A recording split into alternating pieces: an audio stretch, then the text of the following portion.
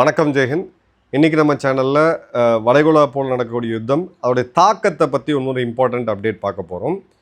இப்போது natural gas shortage, கச்சா எண்ணெயோட ஷார்ட்டேஜ், அது சம்மந்தப்பட்ட பாலிமர்ஸு, யூரியா, ஃபெர்டிலைசர், இதோட தாக்கம் எல்லாமே நம்ம டீட்டெயிலாக பார்த்தோம். ஒன்று பார்க்காதது அப்படின்னு பார்த்தீங்கன்னா ஹீலியம். இந்த ஹீலியம் ஷார்ட்டேஜ் அப்படின்றத இப்போ சாம்சங்கோடைய நிறுவனர் கொஞ்சம் இதை பற்றி ஹைலைட் பண்ணியிருக்காரு. சாம்சங் மற்றும் எஸ்கே ஹைனிக்ஸ் இந்த ரெண்டு நிறுவனம், ஹீலியத்துக்கும் இதுக்கும் என்ன சம்மந்தம்? செமிகண்டக்டர் உற்பத்தியில் மிக மிக முக்கியமான ஒரு மூலப்பொருள் அப்படின்றது ஹீலியம் கேஸ். இந்த ஹீலியம் கேஸில் 30% தயாரிக்கிறது கத்தார். இந்த கத்தார் எனர்ஜியோட இவங்க தான் 30% அளவுக்கான ஹீலியத்தை தயாரிச்சிட்டு இருக்காங்க. இப்போது அந்த ஹீலியம் தடைப்பட்டு போயிருக்கு. ஏன்னா அதோடைய மெயின் உற்பத்தி கச்சா எண்ணெய் ரிஃபைனரி நடந்தால் தான் இந்த கேஸ் எல்லாமே நம்ம எடுக்க முடியும். ஸோ அப்போது இது ஒரு பெரிய லெவலில் பாதிக்கும் அப்படின்னு சொல்லி இப்போ பேனிக் கிரியேட் பண்ணிகிட்டு இருக்காங்க. பட் ரியாலிட்டி என்ன அப்படின்றத நம்ம பிரேக் டவுன் பண்ணி பார்ப்போம். செமிகண்டக்டர் மேனுஃபேக்சரிங்கில் அந்த செமிகண்டக்டர் உற்பத்திக்கு பிறகு அதை கூல் டவுன் பண்ணுறதுக்கு மிக முக்கியமான ஒரு இனர்ட் கேஸ் அப்படின்றது தான் ஹீலியம். இந்த இடத்துல சிப் ஃபேப்ரிகேஷன் இது இல்லாமல் ஹீலியம் இல்லாமல் நடக்க முடியாது. ஹீலியத்துக்கு சப்ஸ்டியூட்டாக நீங்கள் வேறு எதையும் எடுத்துகிட்டு வர முடியாது. இப்போ கேஸ் இல்லைன்னா நம்ம எல்லாம் இண்டக்ஷன் வைக்கலாம், இல்லைனா வேறு ஏதாவது ஒன்று பண்ணலாம். ஆனால் ஹீலியம் இல்லாமல் செமிகண்டக்டரை வந்து உற்பத்தி பண்ண முடியாது. இப்போ வேர்ல்டோட மேஜர் ஹீலியம் ஷிப்ஸ் எல்லாமே இதே கல்ஃப்லேருந்து ஸ்ட்ரெயிட் ஆஃப் ஹார்மோஸ் வழியாக தான் வந்துக்கிட்டு இருக்கு. இப்போ வேர்ல்டோடைய 60% சிப் மேனுஃபேக்சரிங்கை பண்ணுறது வந்து சவுத் கொரியா.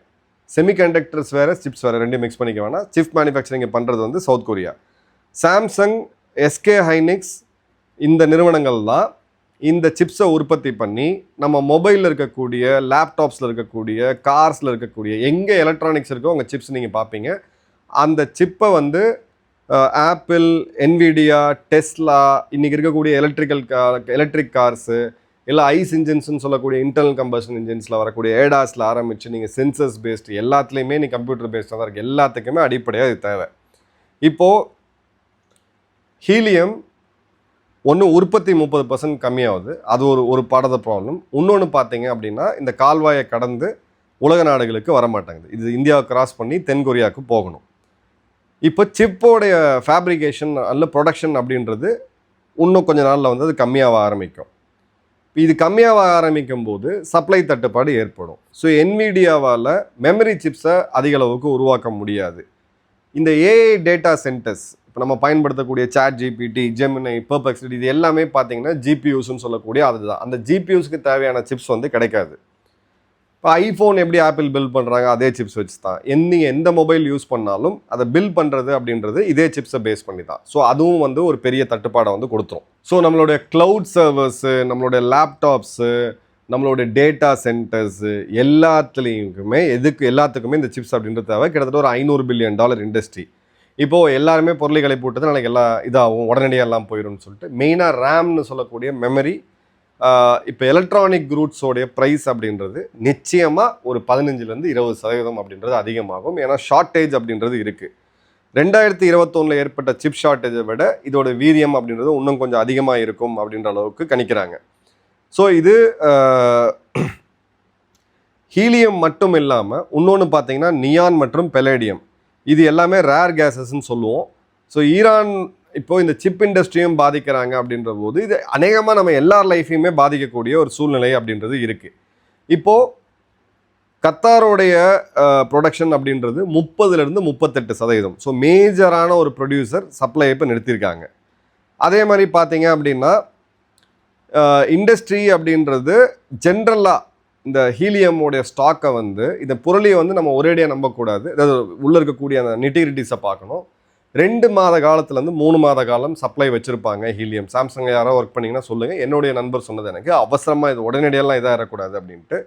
கொரியாவில் இருக்கக்கூடிய நிறுவனங்கள் கிட்டத்தட்ட 6 மாத காலம் அளவுக்கு ஹீலியம் வந்து ஸ்டோர் பண்ணி வச்சுருக்காங்க. ஏன்னா ஒரு கப்பல் முழுக்க ஒரு ஹீலியம் கிளம்பி வரும். இது நீங்கள் பாதி எடுத்துகிட்டு பாதிலாம் இல்லைன்னு சொல்ல முடியாது. ஸோ நேச்சுரலாக அதுக்கு உண்டான ஸ்டோரேஜ் அப்படின்றது அதிகமாக இருக்கும். அதே மாதிரி பார்த்தீங்கன்னா இன்றைக்கி மாடர்ன் டெக்னாலஜியில் இந்த ஃபேப்ரிகேஷன் யூனிட்ஸில் பார்த்தீங்கன்னா ஹீலியமை ரீசைக்கிளிங்கும் பண்ணுவாங்க. அதை குளிரூட்டப்பட்டு மீண்டும் எடுத்து அதை மீண்டும் ரீசைக்கிளிங்கும் பண்ணுவாங்க. அதே மாதிரி பார்த்தீங்கன்னா ஹீலியம் வந்து கத்தார்லேருந்து மட்டும் வரல, America, Algeria, Australia, Russia, Canada, so இந்த 5 நாடுகளுமே இந்த வார் ஜோனில் கிடையாது. அதே மாதிரி பார்த்தீங்க அப்படின்னா தாய்வானில் இருக்கக்கூடிய சப்ளையர்ஸ் நான் செமிகண்டக்டர்ஸ் இது பண்ணுறவங்க அவங்க உடனடியாக ஒரு இதை வந்து பயன்படுத்தலை, இந்த மாதிரி ஷார்ட்டேஜ் வரும்னு சொல்ல. தாய்வானுக்கு ஒரு நல்ல விஷயம் என்ன நடந்திருக்கு, நம்ம எல்லாருக்குமே ஒரு நல்ல விஷயம் என்ன நடந்திருக்குன்னா, சைனாவை மனசில் வச்சு சைனா வந்து தாய்வான் ஸ்ட்ரெயிட்ஸை ஒரு பிளாக்கேடு போட்டு தாய்வானை சுற்றி வளைச்சிட்டாங்கன்னா நம்மளுடைய உற்பத்தி கூடாது அப்படின்னு சொல்லிட்டு சைனா பண்ண முட்டாள்தனத்தில் 2 வருடத்துக்கு முன்னாடி அவங்க ஹீலியம் வந்து அதிகமாக ஸ்டோர் பண்ணி வச்சுருக்காங்க. ஸோ இந்த ஹீலியம் ப்ரைஸ் ஹைக் அப்படின்றது வந்துச்சு அப்படின்னா நிச்சயமாக நம்ம எலக்ட்ரானிக் காம்பனன்ஸோட இது மட்டும் இல்லை, ஹீலியம் மட்டும் கிடையாது, ஆசிட்டிஸ் எலக்ட்ரானிக்ஸோடைய விலை அப்படின்றது உயரதான் போகுது இப்போது. ஸோ கிளியர் கட்டாக இது வந்து ஒரு பேனிக்கை க்ரியேட் பண்ணுறாங்க, சென்சேஷன் க்ரியேட் பண்ணுறாங்க. இதில் ப்ராப்ளம் இருக்குது, நான் இல்லைன்னு சொல்லலை. பட் உடனடியாக எல்பிஜி அளவுக்கோ இல்லை சிஎன்ஜி அளவுக்கோ இல்லை யூரியா அளவுக்கோ இல்லை பெட்ரோல் டீசல் அளவுக்கோ ஒரு ப்ராப்ளமாக இருக்குமா அப்படின்னு கேட்டிங்கன்னா அந்தளவுக்கு ப்ராப்ளம் கிடையாது. பட் வேர்ல்டு இப்போ பின்னி பிணைஞ்சிருக்கு. நம்ம நாடு அப்படின்னா இந்த போரில் யார் வெற்றி பெற்றா? அமெரிக்கா இவ்வளோ பெரிய படை, இந்த பக்கம் ஈரான் ஒன்றுமே இல்லை, அமெரிக்கா இஸ்ரேலும் கூட்டு சேர்ந்துட்டாங்க, ரஷ்யா இவ்வளோ பெரிய படை, உக்ரைன் ஒன்றுமே இல்லை. ஆனால் இது எல்லாமே ஒன்றுக்கு ஒன்று லிங்க்டு. போரில் ஜெயித்தவர்கள் யார் தோத்தவர்கள் யாருன்னு சமீப கால வரலாற்றில் பியாண்ட் டவுட் கடந்த 10 வருடங்களில் 2 நாடுகள் தான் ப்ரூவ் பண்ணியிருக்கு. ஒன்று இந்தியா, ஒன்று அசர்பைஜான் அர்மேனியா நடந்த போரில் முதல் முறையாக அவங்க ட்ரோனை பயன்படுத்தினாங்க. அர்மேனியா வந்து சீஸ்ஃபயர் வேணும்னு கேட்டாங்க. அதே மாதிரி இந்தியாவை பாகிஸ்தானை வச்சு செஞ்சதில் 89 மணி நேரம் கழித்து பாகிஸ்தான் வந்து சரண்டர் ஆனதை பார்த்தோம். இது தாண்டி யாராவது இந்த போரில் நாங்கள் வெற்றி பெற்றோம் அப்படின்னு சொன்னால் கிடையாது. ஏன்னா உலகத்தில் எந்த மூலையில் ஜியோ பாலிட்டிக்ஸ் ஏன் அது எல்லாருக்குமே ஒரு காமன் மேனோட சப்ஜெக்டாக, ஒரு திருவாளர் பொதுஜனத்தோட சப்ஜெக்டாக ஜியோ பாலிட்டிக்ஸ் இருக்கணும், சர்வதேச அரசியல் இருக்கணும்னு ஏன் சொன்னோன்னா, எங்கேயோ நடக்கிற பிரச்சனை இன்னைக்கு நம்ம வீட்டு கிச்சனில் எதிர் வச்சுக்கிட்டு இருக்கு. வீட்டில் இருக்கக்கூடிய பெண்கள் வந்து பயப்படுறாங்க, ஹோட்டல் தொழிலில் இருக்கவங்க வந்து பேனிக் ஆகுறாங்க. ஏன்னா எல்லாமே இன்னைக்கு உலகம் பின்னி பிணைஞ்சிருக்கு. இன்னொரு டீட்டெயில் வீடியோவில் நம்ம வந்து சந்திப்போம். நம்மளோட ரெகுலர் அப்டேட்ஸ் வாட்ஸ்அப் மற்றும் டெலிகிராம் சேனலில் தொடர்ந்து கொடுத்துக்கிட்டு இருக்கோம். அரட்டையும் கொடுக்கணும் தான் ஆசை, பட் இருக்கக்கூடிய ரிசோர்ஸ் அவ்வளோதான். 24 மணி நேரம் நம்ம டீம் ஒர்க் பண்ணிட்டு இருக்காங்க. அவங்க சார்பாக உங்ககிட்ட வைக்கக்கூடிய கோரிக்கை, சேனலை சப்ஸ்கிரைப் பண்ணாதான் பார்க்குறவங்க தயவுசெய்து சப்ஸ்கிரைப் பண்ணுங்கள். நன்றி, வணக்கம், ஜெயஹிந்த்.